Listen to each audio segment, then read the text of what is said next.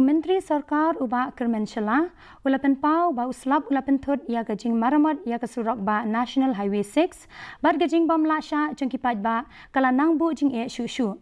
Uba shela ulaong ba ki kontraktor ki mat jing na kadaw jeng uslap, bat gajing bom ailat jengkipat ba ban pendep jana ya kekam.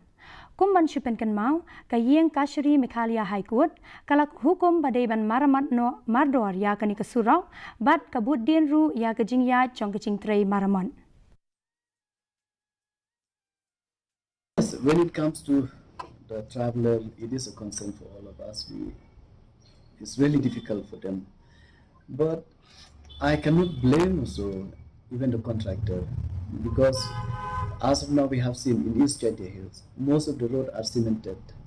They need to do this cement topping. So by doing that, it takes time to get right to heal.